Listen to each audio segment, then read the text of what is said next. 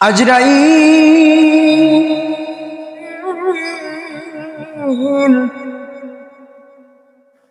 তার ভয়ানক রূপ ধারণ করে বললেন, এদিকে তাকান। ইব্রাহিম আলাইহিস সালাতু ওয়াস সালাম মুখ ফিরিয়ে দেখলেন, ভীষণ দৈত্যের মতো এক লোক, শরীরের লোমগুলো খাড়া খাড়া, অবর্ণনীয় দুর্গন্ধ, নাক মুখ থেকে আগুনের ফুলকি বের হচ্ছে। ইব্রাহিম আলাইহিস সালাতু ওয়াস সালাম দেখে বেহুশ হয়ে পড়লেন। মুহতারাম হাজিরিন, দুনিয়ার মধ্যে এমন কোনো বিষয় নেই যে বিষয়ে মানুষের মধ্যে ইখতিলাফ নেই, মত পার্থক্য নেই, মতবিরোধ নেই, বরং সকল বিষয়ে মানুষের মধ্যে কিছু না কিছু মত পার্থক্য অবশ্যই আছে। তবে একটি বিষয় এমন রয়েছে, দুনিয়ার সকল মানুষই একমত, আর তা হলো মানুষের মৃত্যু। সে মুসলমান হোক, অমুসলমান হোক, হিন্দু হোক, বৌদ্ধ হোক, ইয়াহুদি হোক, খ্রিস্টান হোক, যে ধর্ম আর যে বর্ণেরই হোক না কেন, সকলেই বিশ্বাস করে জীবনে মৃত্যু একবার আসবেই। মৃত্যুর হাত থেকে বাঁচার যেমন কোনো উপায় নাই, পালাবার কোনো জায়গা নাই। আল্লাহ রাব্বুল আলামিন কুরআনুল কারীমের মধ্যে বলেন, কুল্লু নাফসিন যায়িকাতুল মাউত ওয়া ইন্নামা তুওয়াফাউনা উজুরাকুম ইয়াওমাল কিয়ামাহ ফামান যুহজিহা আনিন নারি ওয়া উদখিলাল জান্নাতা ফাকাদ ফাজ ওয়া মাল হায়াতুদ দুনিয়া ইল্লা মাতাউল গুরুর। প্রত্যেকটা প্রাণী মৃত্যুর স্বাদ গ্রহণ করবে, আর কিয়ামতের দিন তোমাদের আমলের বদলা তোমাদেরকে পরিপূর্ণ দেওয়া হবে। যাকে জাহান্নাম থেকে দূরে সরানো হবে এবং জান্নাতে প্রবেশ করানো হবে, সে সফল কাম। ও মুসলমান, দুনিয়ার জীবন ধোঁকা ছাড়া কিছুই নয়, কিছুই নয়। দুনিয়ার জীবন ধোঁকা ছাড়া কিছুই নয়। উক্ত আয়াতে বলা হয়েছে কুল্লু নাফসিন, প্রত্যেক প্রাণী, অর্থাৎ যার প্রাণ আছে তারই মৃত্যু আছে, ঠিক কিনা বলেন? চাই সে মানব হোক, দানব হোক, নেককার হোক, বদকার হোক, ওয়ালি হোক, গাউস হোক, কুতুব হোক, আবদাল হোক, নবী হোক, রাসূল হোক, কেউ মৃত্যুর হাত থেকে রেহাই পাবে না। সমস্ত ফেরেশতাদেরও মৃত্যু হবে, ইসরাফিলের মৃত্যু হবে, মিকাইলের মৃত্যু হবে, জিবরাইলের মৃত্যু হবে, আজরাইলের মৃত্যু হবে। এমন কি এক সময় মৃত্যুরও মৃত্যু হবে, একমাত্র বাকি থাকবেন আমার আল্লাহ তাআলা। মৃত্যুর হাত থেকে কেউ বাঁচতে পারবেন না। হযরতে সুলাইমান আলাইহিস সালাতু ওয়াস সালামের যুগে আল্লাহ আজরাইলকে ডাক দিয়ে বলে, আজরাইল, জঙ্গলে পাথরের উপরে একটা ব্যক্তির রূহ কবজ করো। তবে রে মালাকুল মাউত, যাওয়ার আগে আমার সুলাইমান নবীর সঙ্গে দেখা করিও। আজরাইল দেখা করতে গিয়ে দেখে যেই লোকের রূহ বহুদূর জঙ্গলে পাথরের উপরে কবজ করবে, ওই লোক এখনো নবীর পাশে বসে আছে।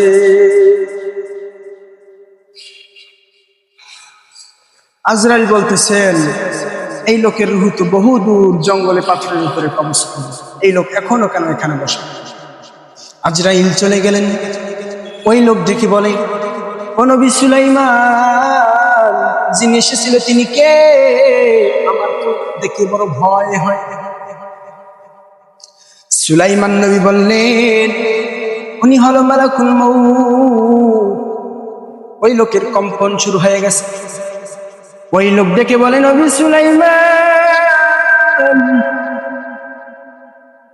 আমাকে এমন জায়গায় পাঠাইয়া দাও যেই জায়গার মধ্যে পশু নাই, পাখি নাই, জীব নাই, জন্তু নাই, ওই জায়গার মধ্যে পাঠাইয়া দাও। আপনার কথা তো বাতাস জিন জাতি শুনে, তাদের মাধ্যমে পাঠাইয়া দাও। সুলাইমান আলাইহিস সালাতু ওয়াস সালাম বাতাসকে বলেছে পাঠাইয়া দাও।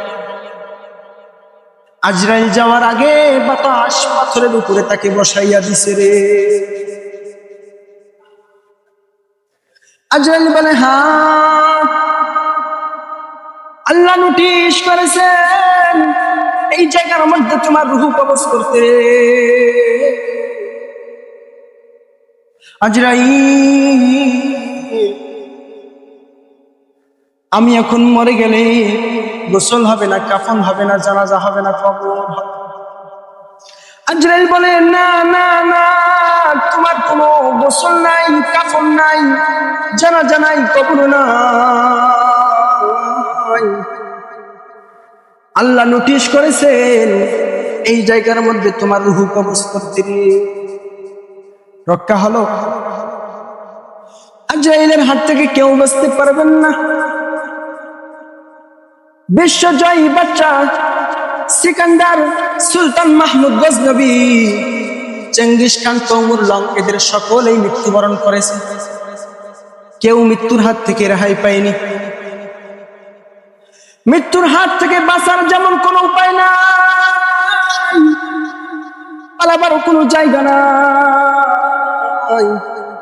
আল্লাহ রাব্বুল আলামিন কুরআনুল কারীমের মধ্যে বলছেন, আইনামা তাকুনু ইউদরিকুমুল মাউত ওয়ালাউ কুনতুম ফি বুরুজিম মুশাইয়াদা। তোমরা যেখানে অবস্থান করো না কেন, মৃত্যু তোমাদেরকে পাকড়াও করবে। যদিও তুমি শক্তিশালী উঁচু সাথে অবস্থান করো। এ মুসলমান, দিনের কানটা লাগাইয়া শোনো,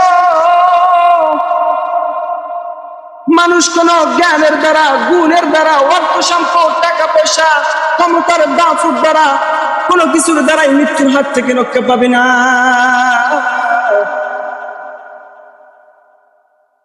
যদি টাকা পয়সা, ধন দৌলত, অর্থ সম্পদের দ্বারা মৃত্যুর হাত থেকে বাঁচা যাইত, তাহলে কারুন মরত না। যদি ক্ষমতার দাফুর দ্বারা মৃত্যুর হাত থেকে বাঁচা যাইত, তাহলে নমরুদ মরত না। হযরত সুলাইমান আলাইহিস সালাতু ওয়াস সালাম, যিনি গোটা পৃথিবীর উপরে রাজত্ব করেছে, তিনিও মরতেন না। অথচ বাস্তব হলো এই খ্যাতিমান লোকগুলো আজ দুনিয়াতে কেউ নাই। এই খ্যাতিমান লোকগুলো এই দুনিয়াতে আর কেউ নেই। মুসলমান, আমাদের সকলকে মৃত্যুবরণ করতে হবে। তবে হ্যাঁ, মৃত্যু সবার নিকটে একই রূপে আসবে না। অপরাধী নিরপরাধীর জীবন মরণের চিত্র কোনোভাবেই এক হতে পারে না।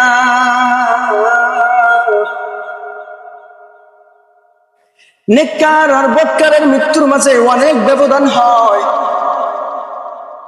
হযরত ইব্রাহিম আলাইহিস সালাতু ওয়াস সালাম মালাকুল মাউত আজরাইল আলাইহিস সালাতু ওয়াস সালামকে বদকারের মৃত্যু সম্পর্কে জিজ্ঞাসা করেছিলেন। আজরাইল, তুমি বদকারের রূহকে কোন আকৃতিতে কবজ করো, তা কি আমাকে একটু দেখাইতে পারবে? আজরাইল আলাইহিস সালাতু ওয়াস সালাম বললেন, আমি বদকারের রূহকে যে আকৃতিতে কবজ করি, আপনি তা দেখলে সহ্য করতে পারবেন না। ইব্রাহিম আলাইহিস সালাতু ওয়াস সালাম বললেন, আমি সহ্য করতে পারবো, আমার কোনো অসুবিধা হবে না। আজরাইল আলাইহিস সালাতু ওয়াস সালাম বললেন, আচ্ছা ঠিক আছে, তাহলে অন্যদিকে তাকাও। ইব্রাহিম আলাইহিস সালাতু ওয়াস সালাম তাই করলেন। আজরাইল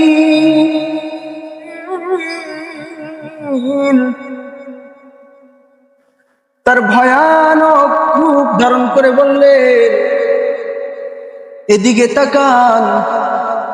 ইব্রাহিম আলাইহিস সালাতু ওয়াস সালাম মুখ ফিরিয়ে দেখলেন, ভীষণ দৈত্যের মতো এক লোক, শরীরের লোমগুলো খাড়া খাড়া, অবর্ণনীয় দুর্গন্ধ,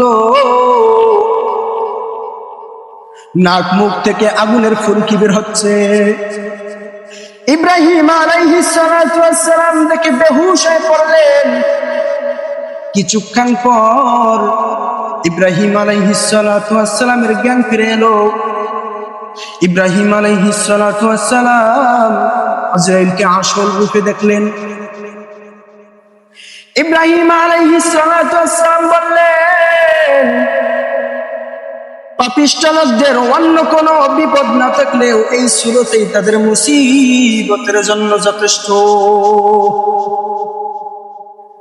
ও মুসলমান, দিলের কানটা লাগাইয়া শোনো, রাসূল সাল্লাল্লাহু আলাইহি ওয়াসাল্লাম বৎকারের মৃত্যু সম্পর্কে বলেছেন,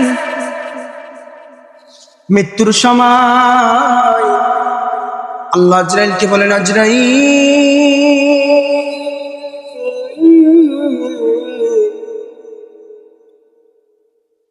আমার দুশমনের কাছে যাও এবং তার রূহকে বের করে আনো।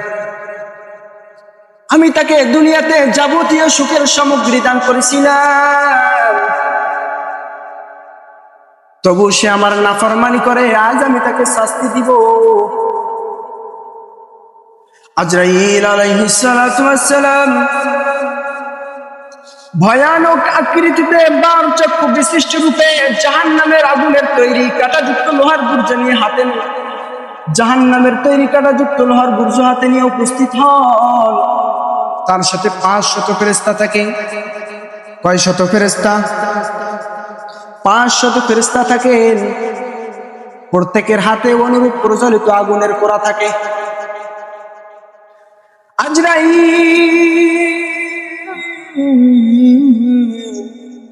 সেই মুর্দাকে পিটাতে শুরু করে, যার কাটা সমূহ মুর্দারের শিরায় শিরায় ঢুকে যায়। এতে মুর্দারা বেহুশ হয়ে যায়। ফেরেশতারা মুর্দার রূহকে আঙ্গুলের মাথা হতে পায়ের গোড়ালি পর্যন্ত বন্ধ করে দেয়। আবার পিটাতে শুরু করে, এভাবে হাঁটু পর্যন্ত বন্ধ করে দেয়। আবার পিটাতে শুরু করে, এভাবে স্থানে স্থানে বন্ধ করে দেয়। অবশেষে তার থুতনির নিচে জাহান্নামের আগুনের জ্বলন্ত অঙ্গার এনে রেখে দেয়। আজরাইল আলাইহিস সালাতু ওয়াস সালাম বলেন, হে অভিশপ্ত রূহ, এ পাপিষ্ঠ রূহ, বের হও, জাহান্নামের দিকে চলো, জাহান্নামের দিকে চলো।